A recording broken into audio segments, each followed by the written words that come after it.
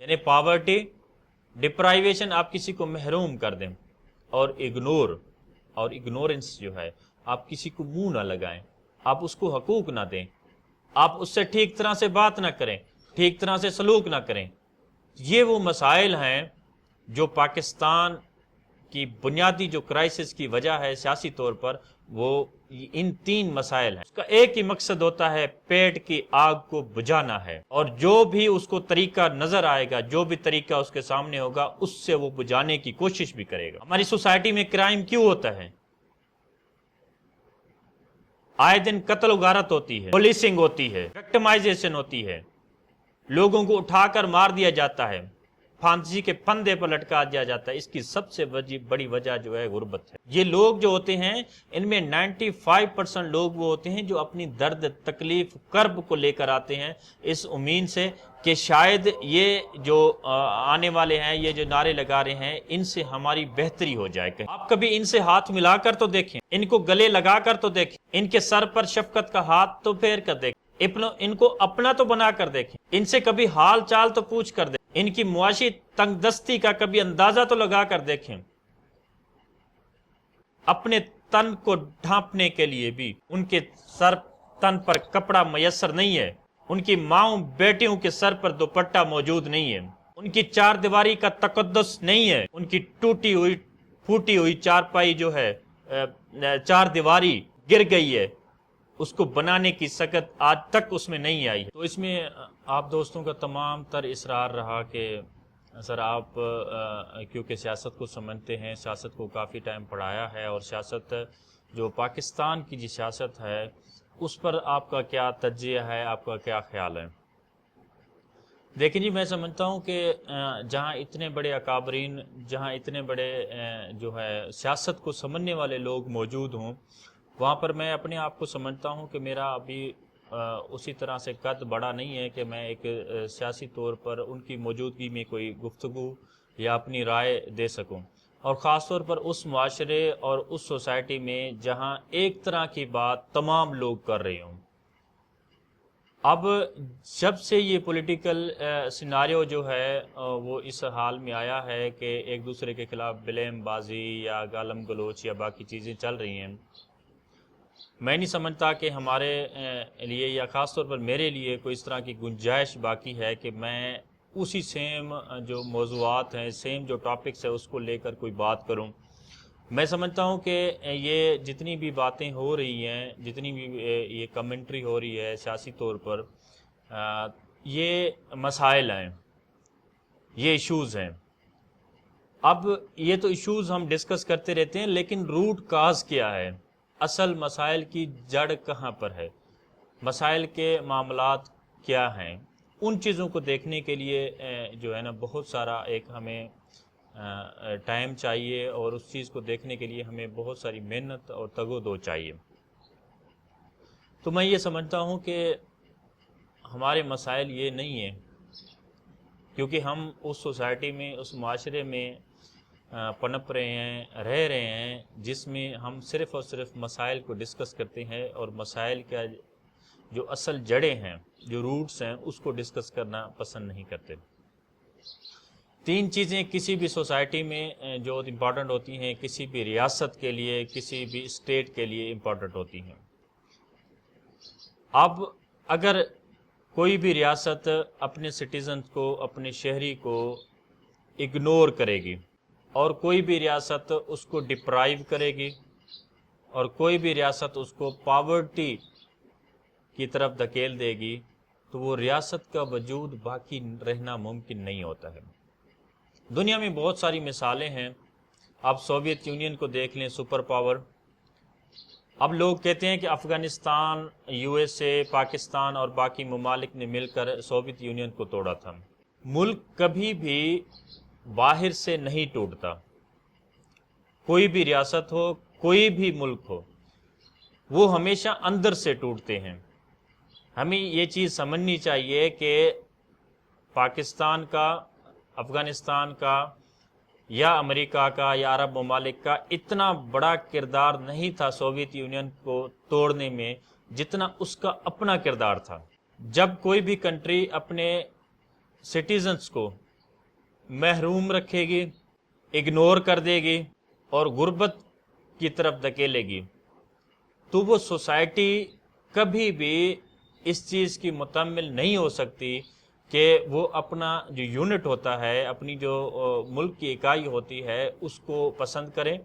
یا اس کی طرف جو ان کا رجحان ہے وہ ہے، یہ کبھی بھی نہیں ہوتا۔ اب ہمارے ملک کا، ہمارے معاشرے کا مسئلہ کیا ہے؟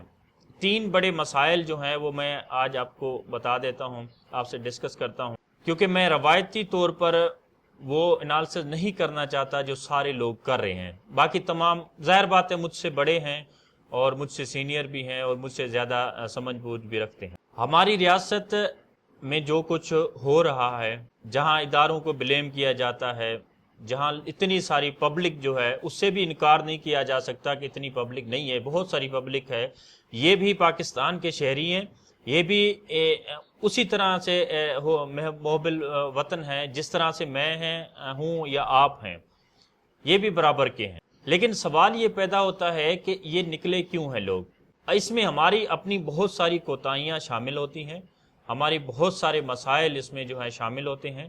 تب جا کے پبلک جب فیڈ اپ ہو جاتی ہے، تب اس کے پاس کوئی راستہ نہیں بچتا، تو اس کو چاہیے ہوتا ہے سہارا، اور ہمارے پاس جو سہارا ملتا ہے وہ ہمارے پاس جو سو کالڈ پولیٹیشنز ہوتے ہیں، ونس وہ گورنمنٹ میں ہوتے ہیں اور دوسری مرتبہ وہ جو اپوزیشن میں ہوتے ہیں۔ جب اپوزیشن میں ہوتے ہیں تو ان کا چہرہ اور ہوتا ہے، ان کا روپ اور ہوتا ہے، اور جب گورنمنٹ میں ہوتے ہیں تو ان کا روپ کافی تبدیل ہوا ہوتا ہے۔ یہی المیہ ہے، یہی ہماری بدقسمتی ہے پاکستان کی کہ ہمارے جو اصل ایشوز ہیں اس کو ڈسکس نہیں کیا جاتا۔ اب ہم نے لوگوں کو ڈپرائیو کیا ہے، محروم رکھا ہے، اگنور کیا ہے اور اس کو پاورٹی، غربت کی طرف دھکیلا ہے۔ دنیا میں 2 سزائیں ایسی ہیں جس کا کوئی نعم البدل نہیں ہے۔ آپ کسی کو سولی پر لٹکا دیں، آپ کسی کو پھانسی کے پھندے پر لٹکا دیں، آپ کسی کو گولی مار دیں، آپ کسی کو اسیسینیٹ کر دیں، یہ سزا نہیں ہے، یہ سزائیں نہیں ہوتی ہیں۔ سزا یہ ہے کہ آپ کسی کو محروم رکھیں، سزا یہ ہے کہ آپ کسی کو اگنور کریں، اور سزا یہ ہے کہ آپ کسی کی فریڈم ختم کر دیں۔ اب جب کسی کو اگنور کریں گے، اس سے بڑی سزا اس کے لیے کیا ہو سکتی ہے؟ نفسیاتی طور پر، سماجی طور پر، معاشی طور پر یہ بہت بڑی سزا ہوتی ہے۔ اور اس کے بعد فریڈم، آزادی، جب خود مختاری نہیں ہوگی، جب آزاد انسان کو آزاد گھومنے پھرنے کی بھی اجازت نہیں ہوگی، اس کا مطلب ہے وہ باغی ہے، اور جب بھی اس کو موقع ملے گا تو وہ بغاوت پر اتر آئے گا۔ ہم اکثر بلیم کرتے رہتے ہیں کہ ہمارے لوگ جو ہیں وہ کسی کے ہاتھوں میں کھیلتے ہیں، کوئی ان کو ایکسپلائٹ کرتا ہے۔ یہ وہی لوگ ہوتے ہیں یقیناً جو لوگ غربت کے مارے، جو لوگ محروم اور جو لوگ اپنے حقوق سے بھی محروم ہیں، یہ ڈپرائیوڈ لوگ ہیں۔ اگر یہ ڈپرائیویشن، یہ پاورٹی، یہ اگنورنس اور یہ فریڈم کا ختم ہونا، یہ جب تک باقی رہے گا تب تک سوسائٹی کبھی بھی بیلنس سوسائٹی نہیں ہو سکتی۔ جب بیلنس سوسائٹی ہوگی تو ہماری ریاست مضبوط ہوتی ہے، جب ریاست مضبوط ہوتی ہے تو ریاست کا امیج چینج ہوتا ہے، امیج تبدیل ہو جاتا ہے، بہتر ہو جاتا ہے۔ ہماری بدقسمتی یہ ہے کہ ہم 70-72 سالوں سے اپنے ہی لوگوں کو محروم رکھا ہے، محروم رکھ کر ان کے ہی جذبات سے ہم نے کھیلنا بھی سیکھا ہے۔ اب جب ان کے جذبات سے ہم کھیلیں گے، جب ان کے جذبات کو ہم ایکسپلائٹ کریں گے، تو یقیناً یہ ہمارے لیے بڑی بدقسمتی کی بات ہے۔ میں نے 3 چیزوں کا ذکر کیا ہے آپ کے ساتھ: غربت یعنی پاورٹی، ڈپرائیویشن آپ کسی کو محروم کر دیں، اور اگنورنس جو ہے آپ کسی کو منہ نہ لگائیں، آپ اس کو حقوق نہ دیں، آپ اس سے ٹھیک طرح سے بات نہ کریں، ٹھیک طرح سے سلوک نہ کریں۔ یہ وہ مسائل ہیں جو پاکستان کی بنیادی جو کرائسس کی وجہ ہے سیاسی طور پر، وہ ان 3 مسائل ہیں جس پر ہماری انٹیلیجنسیا، ہمارے جو نام نہاد جو سو کالڈ دانشور بیٹھے ہوئے ہیں، وہ اس طرف توجہ کم ہی دلاتے ہیں۔ ہم نے ایشوز کو ڈسکس نہیں کرنا، ہم نے اس ایشوز سے پہلے جو ہے ہم نے اس چیز کو ڈسکس کرنا ہے جو چیز ہمارے لیے زہر قاتل ہے۔ اگر یہ ریاست، جس کو ہم کہتے ہیں ریاست ماں ہوتی ہے، اگر یہ ریاست اپنا ٹھیک طرح سے بیہیو کرے، ایکویلٹی لائے، سب کو جو محرومیاں ہیں ان کی ختم کرے اور ان کو غربت ختم کرنے میں مدد کرے، اس سے بڑی جو ہے وہ کوئی بھی ریاست کی پالیسی نہیں ہو سکتی۔ کوئی بھی شخص جو ہے وہ غدار نہیں ہوتا، کوئی بھی شخص جو ہے وہ ملک کے خلاف باغی نہیں ہوتا، کوئی بھی شخص ملک کی اداروں کے خلاف نہیں ہوتا انٹل اینڈ انلیس جب اس کو اسی نہج پر پہنچایا نہ جائے۔ اب ہم سمجھتے ہیں کہ یہ تمام تر جو لوگ ہیں یہ ایسے آئے ہیں، یہ پولیٹیکل لیڈرز کی محبت میں آئے ہیں یا باقی، یہ قطعاً کسی پولیٹیکل لیڈر یا پولیٹیکل پارٹی یا ان کی آئیڈیالوجی کی محبت سے میں یا ان سے متاثر ہو کر کبھی بھی نہیں آتے۔ یہ لوگ اپنا دکھڑا سناتے آتے ہیں۔ یہ لوگ جو ہوتے ہیں ان میں 95% لوگ وہ ہوتے ہیں جو اپنی درد، تکلیف، کرب کو لے کر آتے ہیں اس امید سے کہ شاید یہ جو آنے والے ہیں، یہ جو نعرے لگا رہے ہیں، ان سے ہماری بہتری ہو جائے کہیں نہ کہیں۔ یہ وہ لوگ ہوتے ہیں جن کو ہم سمجھتے ہیں کہ یہ لوگ غدار ہیں، یہ لوگ جو ہیں ملک کے خلاف ہیں۔ یہ ملک کے خلاف بھی نہیں، یہ آپ سے اور مجھ سے زیادہ محبت وطن کے لیے ان کے دل میں ہے۔ آپ کبھی ان سے ہاتھ ملا کر تو دیکھیں، ان کو گلے لگا کر تو دیکھیں، ان کے سر پر شفقت کا ہاتھ تو پھیر کر دیکھیں، ان کو اپنا تو بنا کر دیکھیں، ان سے کبھی حال چال تو پوچھ کر دیکھیں، ان کی معاشی تنگ دستی کا کبھی اندازہ تو لگا کر دیکھیں۔ اپنے تن کو ڈھانپنے کے لیے بھی ان کے تن پر کپڑا میسر نہیں ہے، ان کی ماؤں بیٹیوں کے سر پر دوپٹہ موجود نہیں ہے، ان کی چار دیواری کا تقدس نہیں ہے، ان کی ٹوٹی ہوئی پھوٹی ہوئی چارپائی جو ہے چار دیواری وہ گر گئی ہے، اس کو بنانے کی سکت آج تک اس میں نہیں آئی ہے۔ عید برات پر بھی ان کے بچوں کے پاؤں میں جوتے تک نہیں ہوتے، وہ اپنے بچوں کو کھلونے نہیں لے کر دیتے، دلاسے دیتے ہیں، آسرے دیتے ہیں، امید دلاتے ہیں ان کو، ان کا دل اندر سے ٹوٹا ہوا ہے۔ اس طبقے کو دیکھیں، یہ جو طبقہ ہے جس کو آپ غدار کہتے ہیں، جس کو آپ باغی کہتے ہیں، ایک دفعہ دستے کے شفقت پھیر کر تو دیکھیں ان کے سر پر۔ میں ذاتی طور پر کئی سال تک جو ہے پرائیویٹ سیکٹر میں، این جی اوز میں کام کرتا رہا، ان کو میں اندر سے جانتا ہوں، ان کے جذبات، احساسات، ان کی محرومیوں، ان کی تکالیف سے میں واقف ہوں۔ بڑے دکھ، درد اور تکلیف سے یہ کہنا پڑتا ہے کہ ہماری ریاست نے وہ ماں والا سلوک نہیں کیا، بلکہ وہ سوتیلی ماں والا بھی سلوک نہیں کیا۔ اگر ہم سمجھتے کہ ہماری ریاست نے سوتیلی ماں والا بھی سلوک کیا ہوتا تو ہم تب بھی خوش تھے، ہمارے ساتھ تو وہ بھی نہیں ہوا۔ میری ماں کا دوپٹہ پھٹ چکا ہے، میرے باپ کی قمیض سکڑ جا چکی ہے، میں اس کو نہ قمیض دلا سکا ہوں، نہ اپنی ماں کے سر پر دوپٹہ دے سکا۔ میرے معاشی مسائل، میرے سماجی مسائل،